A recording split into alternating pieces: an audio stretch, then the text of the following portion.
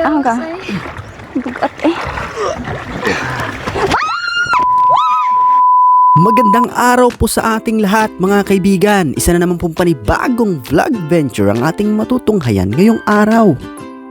At kung hindi mo pa napanood ang vlog venture episode 2, nasa comment section ang link. Go! At yun na nga po guys, masyado na po kaming nasiyahan sa parte ng isla na ito. Kaya't napagdesisyonan po namin na lumipat na sa ibang parte ng isla.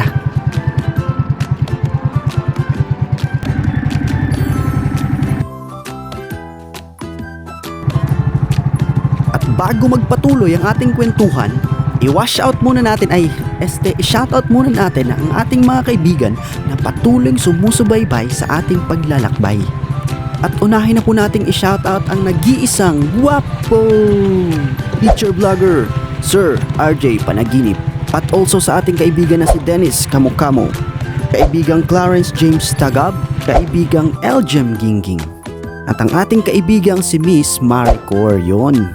At shoutout sa lahat ng nag-follow, nag-like at nag-share ng ating page. At sa lahat ng viewers na sumuporta at nanood ng ating vlog venture dito sa Carnaza Island. Yan.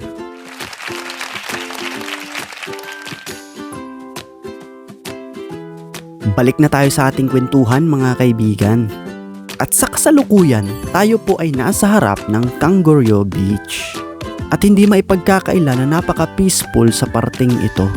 Sa kadahilanan na ito ay isang private beach na pagmamay-ari ng Osmeña family. At may natutunan ka na namang bago, kaya magpapaquiz tayo. Chot!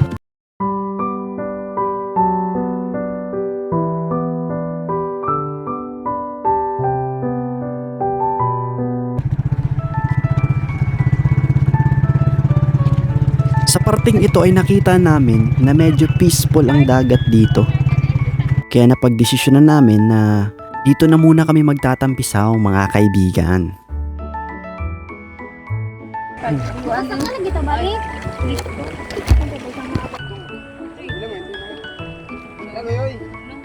At yun na nga guys, hindi na po ako nakapagpigil. At talagang nasiyahan ako nang makita ko ang ilalim ng karagatan. Gayo, laog gayo. Bitaw.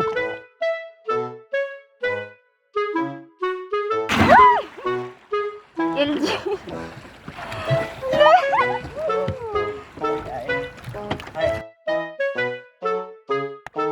Dagat. Hindi man halata sa ating camera pero mga nasa 20 feet po ang lalim nito mga kaibigan. Kanya may dagat. Laom ba? Another island adventure tips guys. Mag-invest kayo para sa swimming goggles at para na rin mas ma-enjoy nyo yung view o tanawin sa ilalim ng dagat.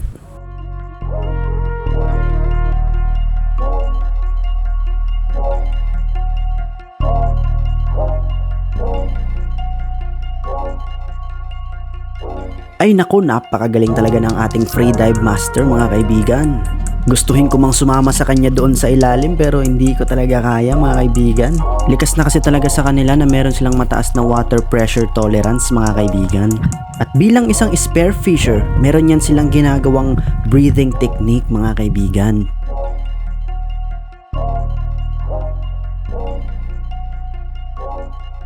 Kaibigang Angelo, ang galing mo naman lumangoy. Gusto ko sanang makiusap, pwede ba natulungan mo akong hanapin ang aking nawawalang alagang isda? Kaya binigay ko muna sa kanya ang aking camera guys. Nemo, kamusta na? Nandiyan ka lang pala. Ang tagal kitang hinanap, kaibigang Nemo. Si Nemo ay isang clownfish mga kaibigan at nakatira siya sa mga ganitong klase ng coral reefs. Ang ganda ng coral reef na ito mga kaibigan. Para siyang isang malaking punong kahoy sa ilalim ng dagat. At dito masayang namumuhay si Nemo kasama ang kanyang mga kapitbahay na isda.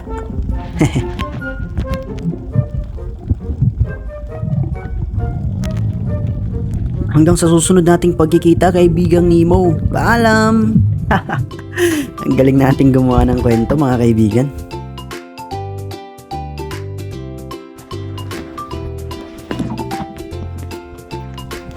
At sa tagpong ito ay tuturuan ko kayo kung paano malunod mga kaibigan. Ito yung unang pagkakataon na gagamitin ko ang aking fins mga kaibigan. Sinubukan kong mag-ducking pero mukha pala akong duckling sa video mga kaibigan. Pagpasensyahan nyo na.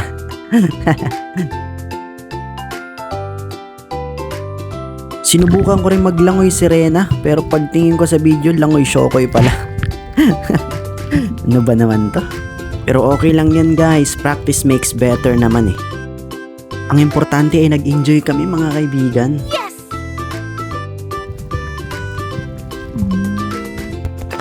At sa tagpong ito ay parang nararamdaman namin na medyo umaalo na mga kaibigan.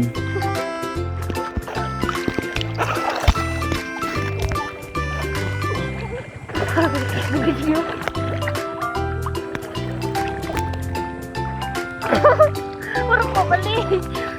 Napagpasyahan namin na umahon na bago pa kami maabutan ng malalakas na alon mamaya mga kaibigan. Kuan. Ugji.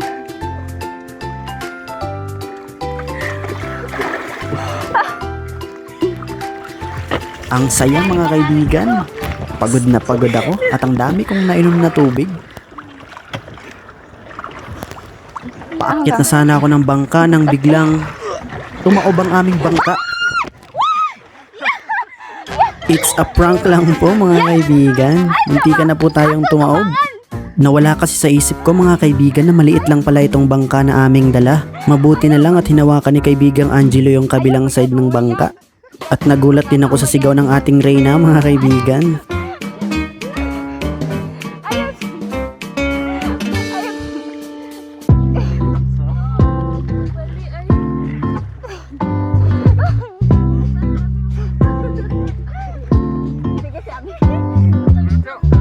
At yun na nga mga kaibigan, nakakagutom pala maglangoy-langoy. Huwag langoy-langoy.